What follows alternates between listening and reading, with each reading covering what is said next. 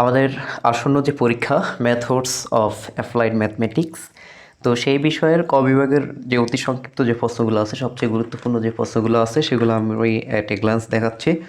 তো যাদের বই আছে আপনাদের রিভিশন হবে, বা যারা পড়েছেন, যাদের বই নেই আপনাদের পড়া হয়ে যাবে। আর একটা কথা বলতেছি, যেগুলো দেখানো হবে কোনোভাবেই স্কিপ করা যাবে না, শেষ সময় যেহেতু যেগুলো দেখানো হবে এখানেই পড়ে ফেলবেন। তো পরে পরে পরে মানে পড়বো এরকম মানে চিন্তা ভাবনা যাতে আমরা না করি, যেগুলো দেখানো হবে সাথে সাথে পড়ে ফেলবো এবং লিখে ফেলবো। ঠিক আছে, ভিডিওটা থামিয়ে থামিয়ে দরকার হয় ভিডিওটা থামিয়ে থামিয়ে এরপর আমরা এগুলো শিখে ফেলবো। ঠিক আছে, যেহেতু সময় নাই, স্কিপ করার কোনো সময় নেই এখন। তো ইম্পর্টেন্ট প্রশ্ন আমরা প্রথম চ্যাপ্টার যেটা ফুরিয়ার দ্বারা ফুরিয়ার সিরিজ, সেখান থেকে দেখাচ্ছি যে সবচেয়ে ইম্পর্টেন্ট যে প্রশ্নটা 6 নম্বর, যে উদাহরণসহ বিজোড় ফাংশনের যে সংখ্যা সেটা লিখতে বলা হয়েছে। তো একটি ফাংশন এফ অফ এক্স বিজোড় ফাংশন বলা হয় যদি f of minus x equal minus f of x হয়। ঠিক আছে, আর উদাহরণ হচ্ছে f of x equal sine x, একটি হচ্ছে বিজোড় ফাংশন। 1.5 যেটা সেটা ছিল অর্ধপাল্লা ফুরিয়ার ধারা যে সংখ্যা, সেটা আশা করি স্পষ্ট দেখা যাচ্ছে। আর বইয়ে যদি আরও সুন্দরভাবে সংখ্যাটার সলিউশন থাকে তাহলে সেই ক্ষেত্রে সেটা আপনারা ফলো করবেন। এই দুইটা পরে এরপরে বাকি যেগুলো আছে 1.4 একটা গাণিতিক সমস্যা, এই সমস্যাটা আমরা ফুরিয়ার দ্বারা লিখতে বলা হয়েছে, এটা আমরা শিখব। এবং 1.02 যেটা যে উদাহরণসহ জোড় ফাংশনের সংখ্যা লিখো। তো যদি সময় থাকে আর কি, যদি সময় কম খুবই কম মনে করেন আপনি, তাহলে এই দুটো পড়লে হবে পৃষ্ঠা থেকে। তো আমাদের চ্যাপ্টার এখানে 5টা, আমরা দ্বিতীয় চ্যাপ্টারে চলে আসছি। তো দ্বিতীয় চ্যাপ্টার যেটা ছিল সেটা ছিল ল্যাপ্লান্স রূপান্তর, ট্রান্সফর্ম, ল্যাপ্লান্স ল্যাপ্লাস ট্রান্সফর্মস। তো এখানে আমরা যে প্রশ্নগুলো অবশ্যই পড়তে হবে, সবাই খেয়াল করুন। এই যে প্রশ্নটা 2.3, 2.4 এবং 2.5 এই তিনটা।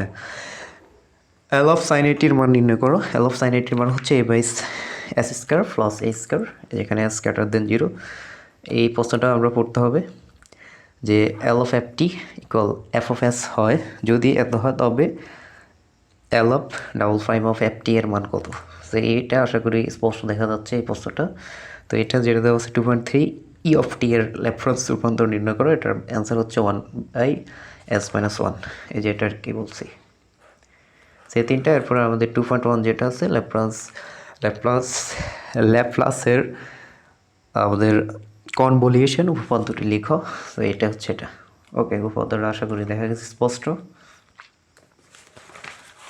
তো দ্বিতীয় অধ্যায় থেকে আমাদের আরও কিছু প্রশ্ন পড়তে হবে, আরও কিছু না, আরেকটা প্রশ্ন, সেটা হচ্ছে আমাদের এই প্রশ্নটা আশা করি দেখা যাচ্ছে 2.6 যেটা, যে বিপরীত ল্যাপ্লাস রূপান্তরের যে সংখ্যা সেটা। তো এটা আপনারা পড়ে ফেলবেন, এখানে স্পষ্টভাবে দেওয়া আছে। ওকে, আচ্ছা ওকে, আমরা তৃতীয় চ্যাপ্টারে যাচ্ছি। আমাদের তৃতীয় যে চ্যাপ্টার সেটা ছিল ফুরিয়ার রূপান্তর। ফুরিয়ার রূপান্তর এই আমাদের প্রথম যে চ্যাপ্টারটা ছিল সেটা ছিল ফুরিয়ার ধারা, এটা হচ্ছে ফুরিয়ার রূপান্তর চ্যাপ্টার 3। তো এখানে ফুরিয়ার রূপান্তরের সংজ্ঞা লিখো, আর একটা হচ্ছে জটিল আকারের ফুরিয়ারের সংজ্ঞা লিখো। দুটোটা তারা সেমভাবে লিখছে। জটিল আকারের ফুরিয়ার রূপান্তর এটাও সেম। তো ফুরিয়ার রূপান্তরের যে মেইন যে সংখ্যাটা সেটা আমরা বই থেকে শিখবো। ঠিক আছে, তো বই আরও সুন্দরভাবে দেওয়া আছে, সেখান থেকে শিখলে হবে। আর জটিল আকারের ফুরিয়ার সংখ্যাটা এখান থেকে শিখবো। ওকে, তো আশা করি দেখা গেছে। তো এখানে দুটোটা সলিউশন একইভাবে লেখা হচ্ছে আর কি। তো 3.5 যেটা, যে ফুরিয়ার রূপান্তরের আমাদের কনভলিউশন যে উপপাদ্য সেটা লিখতে বলা হয়েছে, এখানে দেওয়া আছে স্পষ্টভাবে। এটা একটু বড় আছে আর কি। তো এই প্রশ্নগুলো পড়লে হবে 3টা প্রশ্ন। এরপরে যদি সময় থাকে বাকি যে 2টা প্রশ্ন দেওয়া আছে ছোটো আছে, সমস্যা নেই, এটা পড়তে পারবেন আপনারা। এটা হচ্ছে বিপরীত ফুরিয়ার কোসাইন রূপান্তর সংখ্যা, আর এটা ছিল সাধারণ আকারে ফুরিয়ারের যে যোগজের যে সূত্র সেটা। আমরা চতুর্থ অধ্যায় সবচেয়ে বড় যে অধ্যায় সেখানে চলে আসছি। সবচেয়ে বড় অধ্যায় হচ্ছে আমাদের স্পেশাল যে ফাংশনগুলো। এখানে এটা যেহেতু বড় অধ্যায়, এখানে প্রশ্ন বেশি থাকবে, সুতরাং সেই মন মানসিকতা থেকে আমাদের এখন দেখতে হবে, এখানে প্রশ্ন বেশি থাকবে। ঠিক আছে, তো 4.2 যেটা ছিল লেজেন্ডার বহুপদী জন্য রডরিগের যে সূত্র, সেই সূত্রটা আমরা এখানে আশা করি স্পষ্ট দেখা যাচ্ছে। যে রডরিগের যে সূত্র সেটা হচ্ছে phi N of x equal 1/2 to the power N factorial D N divide by D X to the power N X square minus 1 to the power N, যেখানে ফি এন অফ এক্স যেটা, সেটা হচ্ছে আমাদের Legendre বহুপদী। ওকে, এই প্রশ্নটা অত্যন্ত গুরুত্বপূর্ণ। লেজেন্ডার বহুপদীর জন্য রডরিগের যে সূত্র, সেমভাবে এটাও ইম্পর্টেন্ট, সেটা হচ্ছে লেজেন্ডার বহুপদী ফি এন অফ এক্সের যে সংজ্ঞা সেটা লিখতে বলা হয়েছে এখানে। আশা করি দেখা গেছে। এই প্রশ্নটা বলতেছি, আপনারা পড়ে ফেলবেন, ঠিক আছে? বহুপদী বলে এরপরে যেখানে আমরা এম এবং এন এর পরিচয় দিয়ে দেব। ওকে, এম এবং এই যে এন, এই দুইটার পরিচয় আমরা দিয়ে দেব। তো এখানে আরও দুইটি প্রশ্ন আছে, 4.5 এবং 4.6। এটা হচ্ছে লেজেন্ডার ডুপ্লিকেশন যে ফর্মুলা সেটা লিখতে বলা হয়েছে। এটা হচ্ছে ডুপ্লিকেশন ফর্মুলা। আর একটা ছিল হারমাইট অন্তরক সমীকরণটি লিখো। সেই হচ্ছে হারমাইট অন্তরক সমীকরণ বা হারমাইট ডিফারেন্সিয়াল সমীকরণ আর কি, ইকুয়েশন। তো এখানে আমরা আরও প্রশ্ন পড়তে হবে, যেহেতু বলছি এটা একটু বড় চ্যাপ্টার, সুতরাং এখান থেকে সবচেয়ে বেশি প্রশ্ন আমাদের পড়তে হবে। তো এটা প্রায় শতভাগ ইম্পর্টেন্ট প্রশ্ন, যে হারমাইট বহুপদী এক্স এন অফ এক্স এর সংজ্ঞা লেখো। তো এই হচ্ছে সংজ্ঞা, x n of x equal summation r equal 0 থেকে m -1 to the power r n factorial divided by r factorial into n minus 2r factorial 2x to the power n minus 2r, যেখানে m এর পরিচয় হচ্ছে n/2 যখন n জোড় আর n minus 1 divided by 2 যখন n হচ্ছে বিজোড়। ওকে, এই পুরোটাই আমাদের লিখতে হবে। সেটা হচ্ছে হারমাইট বহুপদী এক্স এন অফ এক্স এর সংজ্ঞা। আচ্ছা, ওকে, আরও কিছু ইম্পর্টেন্ট প্রশ্ন আমাদের আছে। এই যে 4.12 যেটা, যে এন অফ এক্সের উৎপাদনকারী ফাংশনের বর্ণনা দিতে বলা হয়েছে, এটা হচ্ছে এটা।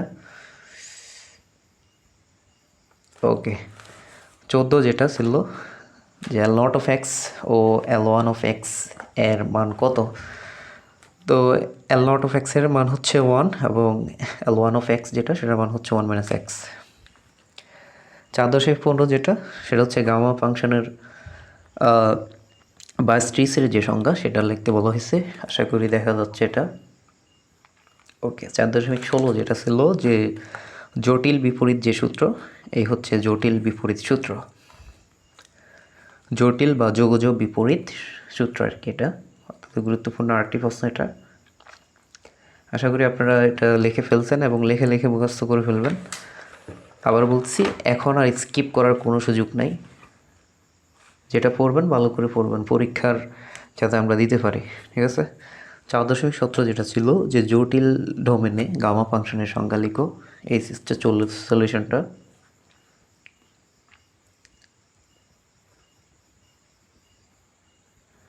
আশা করি স্পষ্ট দেখা গেছে। তারপরে সাই অফ জেড যেটা, সাই অফ জেডের সংজ্ঞা লিখো। তো এই হচ্ছে এটা সংজ্ঞাটা। আর এই চ্যাপ্টারে আরও দুইটি প্রশ্ন আমরা পড়লে হবে, 4.21 এবং 4.22। এরর বা ভ্রান্তি বা ভুল ফাংশন এর যে সংজ্ঞা সেটা আমাদের দিতে বলা হয়েছে এটা। এবং সেমভাবে আরেকটি প্রশ্ন, সেটা হচ্ছে সম্পূরক ভ্রান্তি বা সম্পূরক ভুল, এটা সংজ্ঞা দিতে বলা হয়েছে। এখানে আমাদের পার্থক্য হচ্ছে, এটা ইন্টিগ্রেশন 0 to x ছিল, এখানে হচ্ছে ইন্টিগ্রেশন x to ইনফিনিটি, ঠিক আছে? এখানে একটু পার্থক্য আছে। তো এই পার্থক্যটা ভালোভাবে দেখে নিলেই আমাদের হয়ে যাবে। আমরা সর্বশেষ চ্যাপ্টারে চলে আসছি। সর্বশেষ চ্যাপ্টারে যেটা ছিল আইগেন মান সমস্যা, আইগেন ভ্যালু প্রবলেমস ও স্ট্রম লিউবিলি সীমামান সমস্যা। এটা সেখানে আইগেন মান ও আইগেন ফাংশন বলতে কী বোঝো এটা লিখতে বলা হয়েছে। তো এটা সলিউশন দেওয়া আছে, আইগেন মান কি বা আইগেন ফাংশন কি, এই এটা সলিউশন। আশা করি আপনারা পড়ে ফেলছেন এবং শিখে ফেলছেন। তো 5.5 যেটা ছিল, 5.5 এটা দিয়ে দেখি আমরা। 5.5 ছিল সর্বশেষ, এটা সর্বশেষ প্রশ্ন যে উলম্ব ফাংশনের সংজ্ঞা দাও বা উলম্ব ফাংশন কাকে বলে। এই হচ্ছে আমাদের উলম্ব ফাংশন হবে যদি, এবং আমরা এই শর্তটা দিয়ে দেবো, ঠিক আছে? দুইটি ফাংশন f1 অফ এক্স এবং f2 অফ এক্স হলে তারা উলম্ব হবে যদি এটা সমান 0 হয়। Integration a to b f1 of x into f2 of x dx equal 0, যেখানে এক্সের যে ব্যবধি সেটা হচ্ছে এর ভিতরে এবং এ এবং বি এর ভিতরে, অর্থাৎ এক্সের মান এ এবং বি এর ভিতরে থাকবে বা সমান থাকবে, ঠিক আছে? তো এই ছিল আমাদের, এগুলো যদি পড়ি আমরা আশা করি আমাদের পরীক্ষায় আমরা ক বিভাগের যে প্রশ্নগুলো আছে সেখানে সর্বোচ্চ অ্যান্সার করতে পারবো। তো সবাই ভালো থাকেন, সুস্থ থাকেন, সবার পরীক্ষা ভালো হোক, সে আশাবাদ ব্যক্ত করে এখানে শেষ করলাম। আসসালামু আলাইকুম ওয়া রাহমাতুল্লাহি ওয়া বারাকাতুহু।